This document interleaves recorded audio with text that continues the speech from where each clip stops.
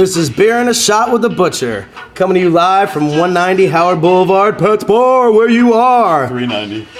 It's 390?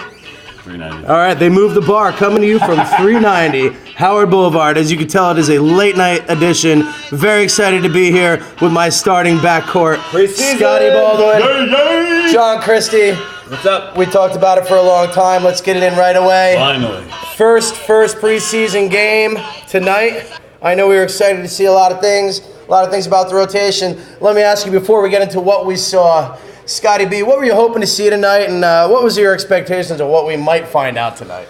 You know, the bench is what really impressed me. I mean, we all knew a couple of those guys on the bench could have started easily, being in the backcourt. John made a very great point before. You know, Keep going. We didn't start the backcourt. We probably should have. I could coach you while you're talking. You're You good just enough. stopped me. The people I didn't mean at to home stop can't you. see They that. should know what I just did. I completely All right. stepped on my man. You can It's go, all- but I it's can all coach good. you during it. It's all good, but I thought the bench was played extremely well. I thought Quinn played incredible, which we were all hoping. Well, he would aside do. from what we Thought saw, he though, would I do. mean, going in, what were you hoping to ascertain tonight, or what were your hopes for what you would see? How were you hoping it would work out? I thought our perimeter defense could have been better, but we ended up winning the game by a buttload of points. So at the end of the day, you know, we could have played better on the perimeter, better defense. Okay, John, I'm going to ask you the same question. Maybe I'll get an answer. Aside from what we saw, what were you hoping to see tonight, and what was, what were your biggest hopes for tonight? And then we'll get into what actually happened. Expecting and hoping. I was expecting they would come out rusty and then gel a little bit, and that's what I really thought I saw tonight. You know, they came out rusty at certain points. They didn't move the ball as well as I would have liked, and the bench really picked it up at a certain point. But Yeah. Well, we're going they to got to a gel. Yeah, we're going to get into reasons why. I think we all agree the starting lineup didn't allow itself to gel. I don't think they did Porzingis any justice, helping him get comfortable. I It think was his first game. It was his first game. I don't think he looked terrible. I was glad he was able to still nail down jumpers afterwards. I think him taking up the space he does in the court defensively still meant something to the starting lineup, and I think maybe the backcourt that he was playing with might have been a problem. Yeah, well, it was a slow backcourt for sure. But they definitely made a cue where they were not going to be highlighting him offensively at the beginning of the game. He was not the second option in the team. Yeah. And that takes the pressure off him. I think it's a good idea. How'd you feel about Carmelo as a passer in this game? I didn't see him pass much, but I mean, he came in mid-season form shooting. That was good to see. He's going to need to be a scorer for us. In preseason, Yeah. you start out with your starting lineup, and they don't see a lot of time after the first 5 minutes. So the 5 minutes we really saw him. I don't think he passed at all. But he was hitting shots, and he did have a lot of open looks at the same time. So I don't think it's fair from what we saw today to say whether he was passing well or not. I agree. I think, one of the things I was pleased about is, it's clear he wants to play Grant and Galloway as a unit. I think that's why you saw Vujicic tonight. I think, without having a Flalo Creed, I'll give that one up to you, Scotty B. Thank you. Without having a Flalo Creed at the 2, I think they put Vujicic in just to keep what he hopes to be the rotation. I don't know, am I reading too much into the first I love it. preseason game, or might we see different guys play next time? I love that analysis that you had about keeping a solid 2 as a 2 to keep everything else in place. He may have not been the best defensive pick for the starting lineup, but your point is a great point. We have 4 or 5 guards. I think, that can get us through the season. I think if we actually, have any luck and play good games down the stretch, you'll see a 3-guard rotation, maybe There will 4. not be a stretch if we're starting Jose Calderon and Sasha. There's going to be nothing to Vujicic. play for if we play these guys, you're saying. Those 2 guys as their starting backcourt? No way. If Aaron, That's Flalo Creed, that's not and our I'm not starting saying it the way, backcourt. but That's if not that is our starting backup court, we are in Yeah, big John- Do you think we're big trying to trouble. showcase a healthy Calderon for movement, or do you think Phil thinks you get the most value out of him? Kind of like an old used car. It's only worth $400 if you sell it, but if you drive it, it's got more value. I think they're not trying to showcase him whatsoever. I think it's an old used car, and they're going to get the most out of him they can this year. I think there's a little bit of both. I think he's hoping that for that veteran leadership, and I think he's wanting to bring his trade I back. guess if he succeeds, you get value out of him, and maybe And that value is production. tradable at some point. I think even if it succeeds, there's not a lot of trade value there. No. Not his contract. Not I mean, his his value. contract is crazy. I've got to tell you, and I agree with you. I thought, What is it, 15? yeah, and I think it's 15 over 2 years. I think Lopez and Porzingis, something we were excited about up front to maybe take care of some of the deficiencies in the backcourt defensively. I think the deficiencies proved to be too much. I saw a lot of guys getting by the bigs because it was such a clear lane. Whereas that Grant Galloway backcourt let the sturdy defense of Seraphim and O'Quinn really hold up front. Yeah. I look as the world's rotating around Carmelo, so I really talk about the guards and the bigs when I'm talking about our defense. I assume Carmelo is going to fill in the best he can. Galloway is long. He's got those long arms. I mean, he's what, 6'1", 6'2", but he's got those long-ass arms. And Grant's a defensive backcourt, too. I think, Vujicic being such a classic, too, in some ways, I think, didn't help the offense. You'd think it would help the spacing, but I think having the interchangeable guard play of Grant and Galley, which are both considered to be combo guards, I think it actually speaks better to the triangle. I think it reminds me more of the Ron Harper, Jordan backcourts. I'm not comparing either of these players to Jordan's skill level, but just the idea that you had two guards, really no point guard. Ron Harper being the starting two guard for the Clippers before he got traded to the Bulls when Jordan retired. Were you just calling Galloway and Grant not point guards? Well, I don't think either of them's a pure point guard. Neither of them played pure point guard in college. They're way more of a one than they are two. Though. Well, they both came into. They're both converted ones, really, who played some point guard in college. They are small ass. Well, and that's why they're ones now. But these are guys that naturally they've been scorers on their team. Well, and that's what I'm saying. I think interchangeable guards can do that. What do you think Calderon brings to the table besides experience? Well, when I look at his numbers tonight, it makes me second guess my kind of thoughts on him. He did have 3 points. He had a solid 3-shot. He's got 2 assists, 3 rebounds, and 2 steals. So he really did put a lot of numbers in. Did they have plus minus up for him yet while he was in the lineup? He was -4. Yeah. Okay. So there's a defensive deficiency you were complaining about. But when you have two guys together like him and Sasha Vujicic, you can't expect them to succeed. I mean, those two guys together are not going to be a dynamic backcourt whatsoever. You have a great can point. expect having Jose Calderon when you have somebody else like a Flalo or even one of the other two guys. You can't be covering up for Carmelo and Calderon in the starting lineup. I don't think we're going to see that. I think it's what Butcher said. I think it's what Butcher said. We're not going to see that starting lineup a lot. But let me ask you, when you get a Flalo back, and let's hope he's a capable defender still. We saw it. We did see it, but it's preseason. Brayden Not everybody is Gallo available. played amazing. A Flalo playing. Can we all agree a Flalo is probably a 30-minute player if he's healthy? In our plans. 25 to 30. Yeah. Okay, well, whatever he is. I'm hoping solid 30, 32, maybe. So with him in the lineup, 25 to 30. all right, and we agree that if he is as he is, he can be at least a serviceable defensive player. I'm not saying he's going to be a standout, possibly even a plus defensive player. He might be our best. I'm going to go as far as saying that our season hinges upon Aaron Flalo. Well, okay, I'm not ready to jump that far, and I think Carmelo will be a bigger piece. There's no other guard that does what he does. Because that's where the defense starts. Galloway Grant. That's what John means. Well, we just got done saying the Galloway Grant backcourt could possibly give defense off the bench. Yes. So let's off the bench. Great. When you have a guy already starting and running. Well, what if you have two defensive players starting? They might be our best two. They might be our starting. They might be our best two starting. They might be our best two. So that is not a good starting two. If you could let me continue on the line of what I was saying. You're not an NBA playoff making a run with those two guys. Well, I guess we could come up with a bunch of scenarios where Aflalo isn't planned to be our starting two guard. But assuming he is, I'd like to move on to this question. Those hamstrings linger. We read that 32 times today. I'm just saying is he's a key part of this team right now. And now. we're both assuming that. So my question is, if he is a key part and a starting guard on this team, can we get by with Calderon and Anthony both being defensive liabilities? No, I don't think so at all. Okay, and that's really what I was trying to drive to. That's our linchpin. If he goes down, we're in big trouble. But I'm saying with him up. Assuming we have him and a capable defensive presence at the 2, can we still start Calderon at the 1 and Anthony at the 3 and expect to be good defensive? So you think with him, Lopez, and Porzingis, wherever the 4 is, that's enough to make it? 3-to-2 ratio, defensive to indifferent players will work? Absolutely. Okay. I hear you there. It's the two guys. Go ahead, Scotty. I'm sorry. So presuming Aflalo starts, can him, Lopez, and whomever the starting 4 is, and they all have decent defensive games, make up for Anthony and Calderon, and I think Anthony will suck up more of his space than Calderon will. Right. Definitely. Let's talk about. I'm fine with that. It's those two guys together in the backcourt is not a good sign starting up. How'd you think about the offensive flow when Anthony was out there?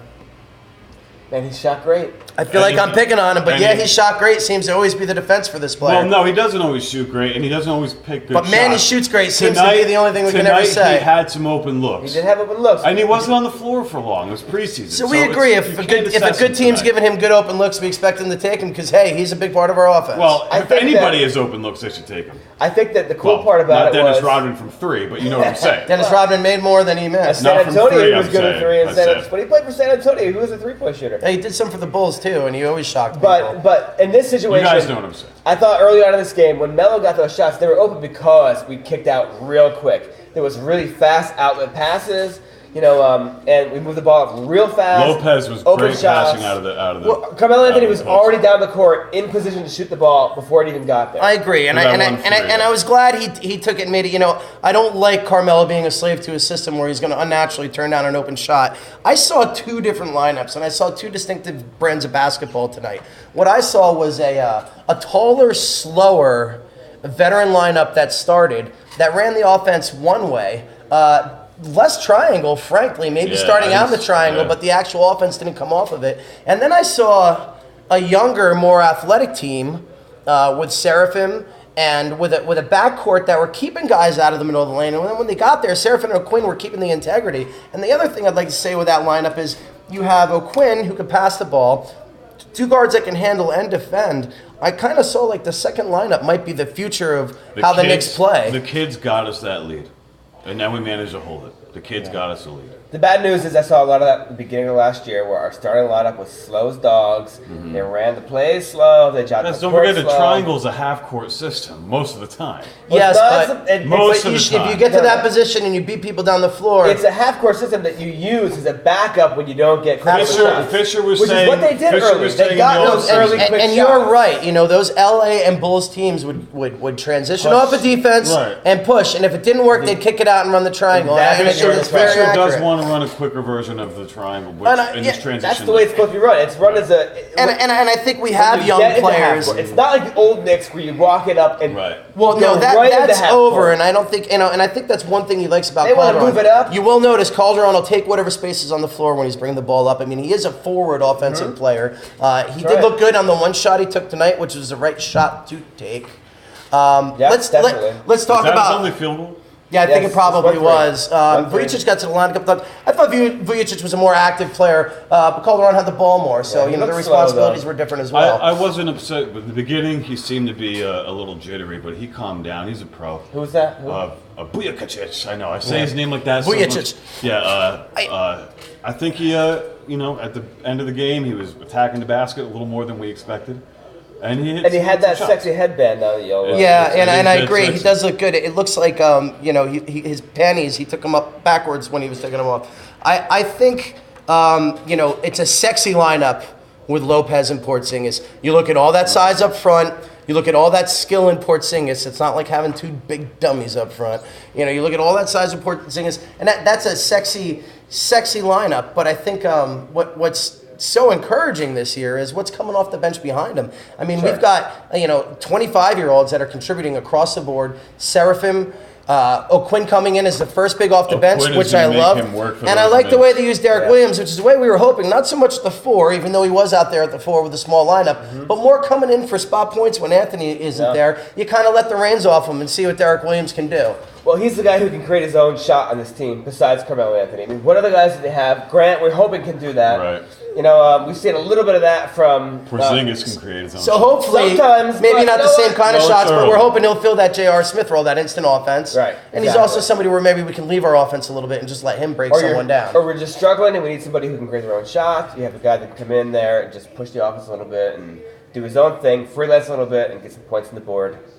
I was also I was very pleasantly surprised with the offense I saw from the center position. Seraphim in the small lineup, but Seraphim and Robin Lopez in the big lineup. Lopez hitting some jump shots. Seraphim looking very fluent in the post. And O'Quinn banging one from 3, which, I really look at him as a stretch 4 more than a center. And also his passes out of the post. I mean, are these the most skilled big men we've seen? I mean, Lou Mundenson was starting for us last year. He's our 6th big at this point and didn't make the floor tonight. I think O'Quinn is going to definitely give him and Porzingis. He's going to take that starting role if Porzingis doesn't, shake those jitters. I think you've got to give O'Quinn that starting role too. If Porzingis considers it look like he needs that time to develop, right. I mean, why put pressure on him? It was game one. We have a but pro. I think you have to temper your expectations for Porzingis at this point. The reality is, we're looking at if he scores 9 points a game, gets 3 rebounds, a steal, and 2 blocks. That's awesome, and I'm happy with that. And to think that he's going to get 15 to 20 points a game at this point, I don't think anyone's thinking that. I think a lot of people I hear are talking about that. Let me say one thing real quick. Let's not get too excited because I'm fine with 9 points a game. Let's not get too excited because O'Quinn had a great game and Porzingis had a bad one. It's a long season. Well, I've got a track record about Quinn. I don't think tonight. And I don't think tonight justifies what the rotation is going to be. I just think O'Quinn's got a body of work you can look at and say, okay, he's going to fit nicely in that lineup. And I think, even if he's just a caddy for Porzingis when he's ready, that's fine. And, whatever Porzingis' line is, if it's just under 10 points, or if he hits closer to his ceiling, and a lot of these top 5 draft guys who do go on to be all-stars, often are contributors with 15-plus points in their first year. So I don't think it's crazy for the fans to want that. You say, hey, this is a top 4 talent. Is Moutier going to score that many? Is Moutier going to score that many points this year? I don't think you're going to get it. Well, don't forget, too. And I'm okay if you don't. Don't forget, when he was playing 2 games a week, he's going to 4 or 5 nights and 7 days now. So the staff is going to have to keep his minutes. Well, yeah, but you see the same thing with a college player. I mean, a college player throws 30 games, we play 82. Fair enough. Kevin Durant, a very frail, small player by any account, not expected to be an immediate impact player, came into the league and scored quite well in his first year as a rookie, coming off a 30-game college season for all 82 games of the NBA schedule. I know, but he's Kevin Durant. Well, he is Kevin Durant, but is he Kristaps Porzingis or is he Kristaps Porzingis? We'll see what happens. Well, and that's what I'm saying. But I mean, to think his ceiling, to think there's any reason why if he's that good that couldn't happen this year, I think it's okay. I think if it doesn't, it's fine. If he turns into a 10-8 player for us who plays for us for 8 years, that's fine. He's not going to be right away. I see him scoring 15 points a game before he grabs 8 rebounds. This kid's, we're going to see him average around 5 or 6, and it's going to be a problem. I don't need another 7'3" guy on my team that can't get 8 rebounds. I know, I'll tell you that much. That's a problem. That's what I'm bringing up here. He needs to rebound the ball better. He's going to have to do it. It's interesting. I didn't see necessarily him getting pushed around physically tonight, but what I did see is something that I didn't think I was going to see, which is somebody who wasn't fluent offensively, didn't do on the set. Now, was he done a disservice by the guys he was out there with? In Summer League, we probably featured him more. Is he going to have a hard time coexisting with Carmelo? Let's not forget, this was his first game at Madison. This is all we have to go on tonight. I know, so do you think he had jitters? I think he had jitters. Well, then let's get into Jerry and Grant, who definitely didn't have any jitters. Can I step in for a second before you switch over there? Mm-hmm. Going back to Porzingis. Please. If you compare him to the person he gets compared to most often, he gets compared to Pau Gasol, gets compared to Dirk Nowitzki. Dirk Nowitzki's rookie year, he scored 8 points per game in 20 minutes a game. How was the rebounds? 3? Well, he's still not a rebounding presence. But he's still the starting power forward like Porzingis would be.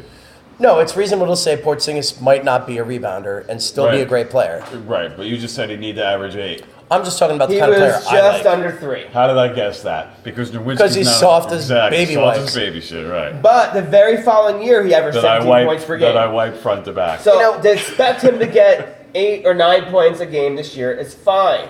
Next year, Dirk Nowitzki went up to 17 points per game. This is a different kind of year. It's his first year. They're not going to throw him in the front. You said it earlier. They've got these other big guys all over the roster. Absolutely. He does not have to have I want to give him as much as he can handle, though. And if he's taking 20 minutes a night, and we feel like he's earning those 20 minutes a night, I want to feed him to him. If he they stuck with Nowitzki that first year. I'm okay with he only got 20 minutes a night, but they stuck with him for those 20 minutes. Like I want to overwhelm him. Yes, but if Porzingis runs with it the way Durant did, I want to give him more minutes. I want to give him everything he can handle. I didn't see us feature Porzingis in the post as much as I thought that we probably could have as well. Yeah, and when the first big came in, O'Quinn, they definitely started setting Porzingis up as a center at that point and O'Quinn at the 4. Yeah. And I thought maybe they were going to feature Porzingis a little bit more there, down low. And I think that's probably the plan in the future. O'Quinn, for as much of a banger as he is on defense, he really plays in the high post on offense, passing and looking for the jump shot. He was impressive. I kind of thought they wanted to get Porzingis some rebounds. They put him in a better position to rebound. He hadn't touched the ball. I'm telling you, he's going to be around 5 this year. He had a couple of rebounds real quick.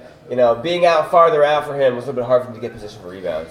As long as he's assured his minutes, I'm fine with him coming off the bench. Quinn might be more of a compliment, and it might, our lack of scoring gives us an excuse to force feed Porzingis on offense when he's in there off the bench, and he's also matching up against, junior varsity guys instead of starting fives on other teams could give him a little confidence. I don't know, though. I mean, when you have a highly touted, talented rookie, don't you kind of owe it to him to get him out there against the best competition in the NBA right off the bat? What are their top rookies? What are their top 6 rookies aren't going to start on their team this year? We don't owe anything to our rookies that come in. We owe shit to our fans to win some games. The here. Knicks are in a tough position. Win some because games. They drafted number 4. Start your rookie. We drafted number 4, and he's got to be out there. That's what they're under that pressure. Now I think at the end of the day, if he wasn't playing well, he'd go to the bench, but I think right now, under that pressure... Well, I think the beauty of that is we don't have the typical conundrum a team has where you've got an old stalwart vet and you've got this rookie, and you don't want to give up an inch to start the rookie, but this old stalwart... But, the nice thing is, if we're not starting Porzingis, who are we starting? A Kevin Seraphim, a Kyle O'Quinn, a Derek Williams. These are 25-year-old players who haven't turned the corner yet. They could still have maybe not as much upside as Porzingis, but certainly any of them could have as good or a better career as Porzingis. Again, let's not get too excited over game 1, about starting lineups. And we're going to see the starting lineup back, hopefully with a follow, the 2 spot. Well, it seems quite clear that the only battle is going to be at the 4 spot. I mean, if and the backcourt, we got the backcourt battles too. Yeah, in terms of if there's in my mind, Right. in my mind, it's open. In your mind, it's open. Right. But it seems quite clear in Knicks management's mind, it's going to be Calderon, Aflalo, Lopez, Anthony. We don't know that because of follow is. We think. No, we know this. We know what their intentions are. Aflalo only didn't start because he's injured. Right. If they're losing games, though, Calderon will not be out there. And listen, if they're losing games very quickly, he's not going to stick with Vujacic and Calderon together in the backcourt. If he is, he's not going to stick with that. That's so we're talking now. Let's breach this subject because it is a hamstring and they're tricky. It's the largest muscle in the human body and it can be tricky. So let's go there then, and we're going to wrap this up. Let's go there. If Aflalo is not there at the start of the season, now we're talking about games. Now we're talking about wins and losses. Now we're talking about the mark of what your team is. I understand holding down that spot for Aflalo with Vujacic so that you can do the same rotation behind there while you're preparing for the season. But if Aflalo is not going to be back, we can't start Vujacic anymore. We both agree. Let me ask you this: if we start, perimeter defense is too soft. But let me ask you now: if we're not going to start Vujacic because he's too soft next to Calderon, why not start Grant or Galloway with Vujacic and sit Calderon? At that point, there's come back to the best guys should be starting. So we could talk all day about the bench needs that, but should the best guys be starting? Yeah, they should be. Why? Should be. Because they're giving you the most minutes. I know you can finish a game and matters just follow. Fish said the right thing. He said, "I care about who ends the game, not who starts the game." And I get that, but the players need to know some consistency. If they start, they should be finishing. Well, no, I don't agree with that. I think knowing your role and knowing your starting and knowing your finishing can be two different things. If somebody's cold and you're not going to finish with them, but what if the most valuable minutes you don't want your starters at the end majority of the time? But what if the most valuable minutes you're going to get out of a guy is starting him, even though he might not be the guy you're playing in the fourth quarter? Isn't that true sometimes? Matt Barnes started 9 games for the Knicks because his defense balanced out the rotation. That year? That's not a fair assessment. Maybe he's. Or how about every other team he started? How about every other team he started for though, and he's not out there for his jump shot at the end of the game? I'm just saying. I don't remember him starting for any LA. Oh, you're right. We could talk about a lot of different players. Former Knicks who did that and became great defensive Doug Christie players when they went other places. You know I was going to say Doug Christie. Yeah, I was trying to get it out quicker than you did. Well, how come you don't have a Doug Christie yet? You should have it. How come you don't have a Doug Christie jersey, John Christie? He wasn't long enough on the Knicks for me to get a jersey. Very tough. Doesn't matter. Your fucking last if the Knicks get a good young player, you get that jersey quick because we have a bad habit of not hanging on to those guys. I don't buy Knicks jerseys because they do not hold their players long enough, man, for me to make that kind of commitment. I've got 50 Knicks jerseys. So, aside from Vujacic going from what I think in our mind was the 5th guard on the roster to the 2nd guard plugging in for Aflalo tonight, we're all pretty happy with these rotations, though, and I think we got to get a look at what the Knicks probably how they should be presenting the roster in the games going forward. I don't mind who starts to hold up Calderon as long as it's not Sasha Vujacic. But what if it is Vujacic and not Calderon? What if you have Grant and Galloway with Vujacic? But the two of them together, because frankly, I thought Sasha Vujacic looked better than Calderon out there. It's just he's just a step down from Aflalo in terms of defense. You don't want him next to Calderon. But if I had to choose, I think I'd have him rather than Calderon. They're kind of the same guy in terms of their role, and they should be playing at different times. No, they just have the same shitty attributes playing different positions. But they're rolling. They can pass the ball, move the ball. You know, he can shoot. They're both smart, heady shooters. Calderon can't really shoot as well as I mean, way to rewrite the book on white players, guys. They can shoot. They don't D well. Career shooting percentage up. You know, I think Calderon is way better than him in career percentage. I think Calderon shouldn't be playing on the same time as when Melo's on the floor. floor. is a How about straight. that? Well, I think let's make it, and we can wrap it up on this. And this is a story every year. Well, we have to talk about Derek Fisher and his Carmelo Anthony. His pregame scrum. All right, we will finish it up with that. But I think right away, Carmelo Anthony is going to be the defensive liability on the floor all the time. The question is whether their defensive liabilities can we handle on the floor with him. None. You can't handle one on a championship. Well, maybe you can, but you can't handle two. You Listen, can't have Calderon 3 out of the 5 should probably guys. not be on the floor at the same time Melo is because you got 2 holes to fill. So then what you're saying is then Vujicic can't be on the same time as Melo either. Well, you're kind of not if you're going to win a championship. We're not going to win a championship. Well, but I mean, we've all said from the beginning that Vujicic should be the third fucking guy. This is a 15-minute-a-night guy, if that. Yeah, I But agree. somehow he's in the 7, starting 8 line. minutes. You know what I'm saying. But if you're winning games and you're in the playoffs, he's a 7-minute a game Fair guy. enough, but we're all in agreement that he's. Well, I'll be interested to see. On this team, he might be a 25-minute player again. I'll be interested to see how we I hope follow not. this up. What kind of lineups we're having against the Wizards. I think Phil would like these veterans in, but he knows we have more talent with the young guys. Seems that way. Let's talk about one of the Who will youngest win the guys. fight? Come on, let's get that out the Yeah. All right, Sounds right. we're real We gotta- quick. yeah, I mean, let's talk about the coach, who's apparently still a player, Derek Fisher. Derek Fisher apparently betting down the ex-wife, while he himself is newly separated from his wife, of Matt Barnes, noted nutty woman guy, Right. make pretend relationship with Rihanna, drives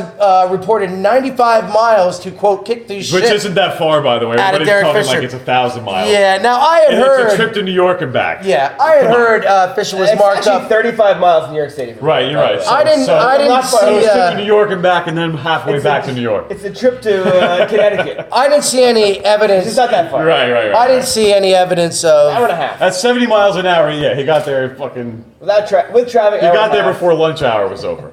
I didn't see any evidence of Derek Fisher having been in a fight. He frankly looked more beat up at the end of last season. Who do you think? Yeah, let's get down to it.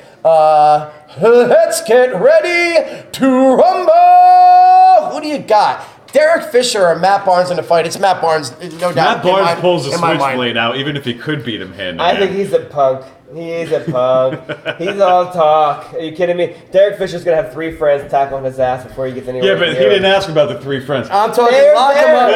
Listen. In the Derek cage. Fisher's probably that All right. quiet, moving gangster. So let's right? get away from. No, hold on. He's No, probably that hold quiet- on. Let's get away from it. Let's say there is no switchblade and there is no friends jumping in. It's going to be a fair fight. Who you got, Scotty? I bet Fisher's gangsters are moving in silence. Matt Barnes is jumping around like an idiot. I bet toe to toe, Fisher drops him. Who do you got? I can't. I don't want to say it, but I got Matt Barnes in this one, man. I got Matt Barnes too. I think you I gotta guys. go with We crazy. all want to say Fisher because he's in our age group, No. and he's a little more our size. Listen, Matt Barnes is our age group too. Yeah, but Matt Barnes is 6'6" and still in the league, Fisher's built like a fucking tank. and he's got a future, and that's why he's got Matt Barnes' ex-wife. So that wraps it up for It's all about Beer the and a reach. Shart with the Butcher. It's all about the reach, and so they say. And I say goodbye to you, my friends. Second Knicks podcast. See you guys after the first preseason game against a real NBA team. Peace.